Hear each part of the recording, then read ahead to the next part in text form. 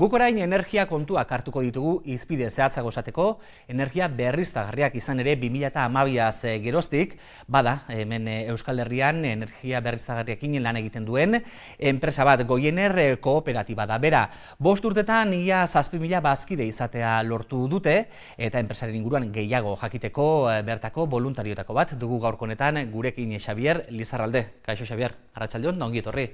Kaixo, arratsaldeon.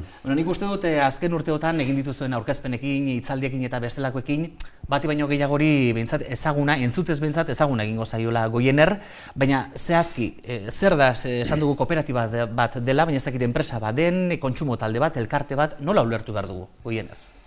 Bueno, esan dezakeunik danetatik pixka dela, ez? Baina hola laburbilduz esango genuke dela energia berriztagarria bermatzen duen kooperatiba energetiko bat. Hola laburbilduz. Gero, egia da, hortik apartez dela kontsumizatzaile bat bakarrik, dauke sensibilizazio lana ebai, sorkuntzan ebai sartzeko aukera, orduan. Bueno, ez da enpresa arrunt bat, baizik eta bolondresak eta daude behaiekin, gu bezalako taldeak, eta horrekin ez da enpresa arrunt bat bakarrik. Ez da dirua bilatzen duen enpresa bat, ez da? Egia esan irabazi asmorik gabeko kooperatiba bat da, eta horrek esan nahi du, urte bukaeran irabaziak egon ezkero, bertako sorkuntza proiektutan adibidez inbertituko ziala. Alde hortatik diferentea. Bai, ez da, normalean energiekin lan egiten duten enpresen inguruan entzuten duguna, Xabier. Zer bultzatu zuen duela 5 urte, jendea Goienerre sortzera? Ni uste, garai hartan, 2011-2012 garai hartan, krisi garaien genden eta pixkat ikusita estatu mailan zegoen eredu energetiko gura aldatzeko helburu bezala jaiozala, ez, Goiener. 5 urtek denbora gutxi dela ematen dute, eta berez hala dira. Baina egia da 5 urte hauetan legediarekin lotuta aldaketarik egon dela, Espainiako gobernuak hartutako erabaki baten ostean, hasieran erraztasunak ematen ziren, gero gauzak zaildu egin dira. Horrek nola eragin dizue zuei Goienerrekoei? Bai, adibidez hasiera baten Goienerren lehenengo asmoa zen pixka sorkuntzan sartu eta bere bezeroei behar zuten energia guztia sortzea. Baina ikusita urte haietan zeon nahaspila legealdetik erabaki zuen bakarrik kontsumo munduan sartzea, eta gero poliki-poliki bazkideak eta jaso ala sorkuntza proiektu txikitan sartzea. Horrik beranduxago heltzea, ez da, nola baitera? Eta ointxe fase hortan gare, 5 urte pasauta gero ikusten gabitz bazkideak poliki-poliki sartzen ari direla, eta baina izango daia garaia poliki-poliki sorkuntzako proiektutan sartzeko.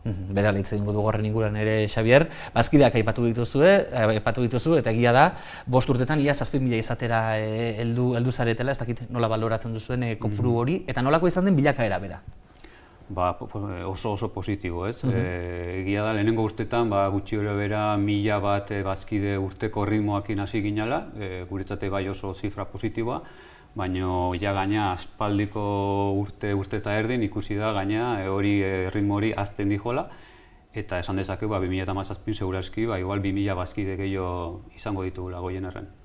Askotan kosta egiten da horrelako proiektuetara salto egitea, nolabait enpresa handiak utzi eta horrelakoetara ausartzea. Esango zenuke baina bildur hori galtzen ari dela jendea?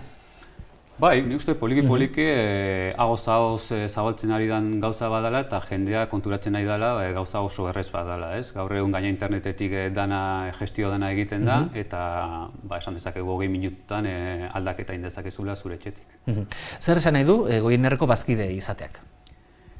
Nik esango nuke pixkat ingurumenarekiko beste jarrera aktiboago bat eukitzea, ez? Ez da bakarrik zure etxera faktura jau eta ordaindu, baizik eta horri beste zentzu bat eman, energi berriztagarriak apoiau, eta horrekin jarrera aktiboago bat, eta nahi ez du beste pauso bat, inkluso bolondrez taldeetan parte hartu, eta horrekin saiatu gaur egungo esaten duen eredu energetiko hau aldatzeko jarrera aktiboago bat. Ez zeu horregatik sartu zinen?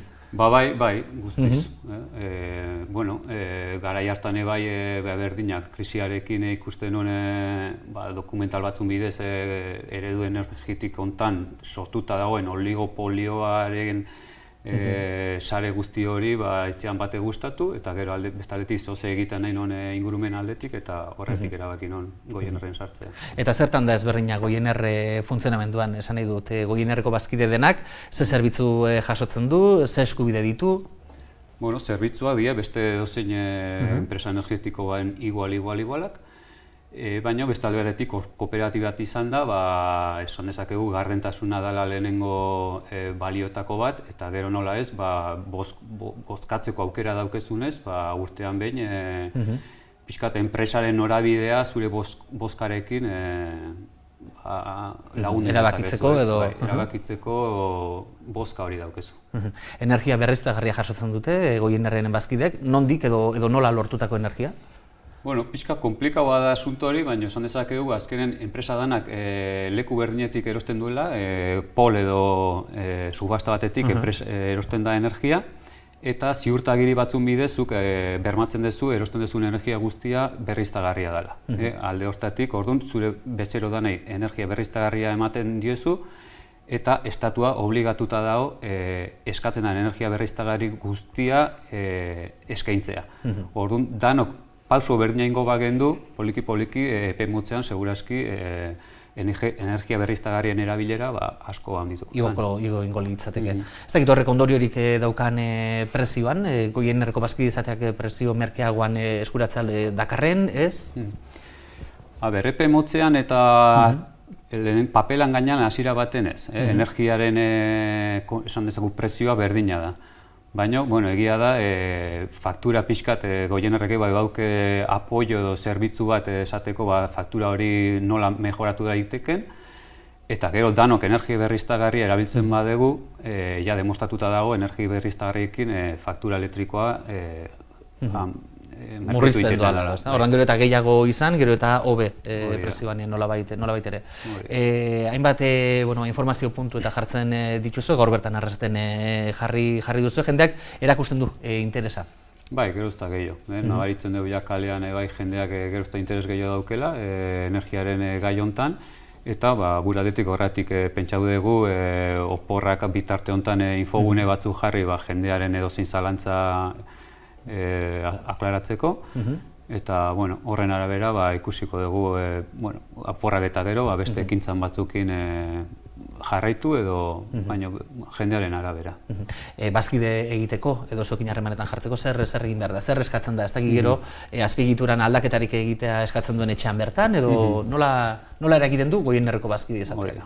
Aldaketa dana Goienerrek beha gestionatzen du eta eskatzen duen bakarra da kontu zenbaki bat, lehenengo ez dugu esan baina bazkide egiteko 100 euro jarri behar die, kooperatibako bazkide izan martzea, eta behin bazkide izan da, kontratu aldaketa bat eskatu dezakezu, hori da gestio dena Goienerrek egiten du, eta eskatzen dizuen bakarra, esan deuna, bankuko kontu zenbaki bat, eta azkeneko faktura. Horrekin dana e-mailez edo internetetik egiten da, telefono zebain nahi donak egin daiteke, eta Goienerrek gestio dena egiten du. Gainera horre aipatu duzu, webune bidez egin daitekela, guk ere, hortxe gure ikusleek ikusten dute pantailan, goiener.com elbide hori. Esan dugu, da hemendik 2 astetara, ezta? Egongo zaretela berriz ere, arrasaten, ere indajanen lokalean, ezta? Hori da, bai. Inditugu oin arte 2, gaur uztaila ingo dugu beste infogune bat, 7:08, eta azkena uztailak 18. Bukatzeko azkar bada ere, aipatu duzu, lehen energia sortzeko pausu hori, ez dakit momentu honetan zertan dagoen, Xabier? Bai, Goiener badabile aspaldiko urte eta erdin sorkuntzako proiektu txikik begiratzen, eta momentu honetan badaira talde batzuk proiektuak analizatzen, eta nik uste dut 2017 irtengo dela hortik sorkuntzako lehenengo proiektua Goienerren barrun.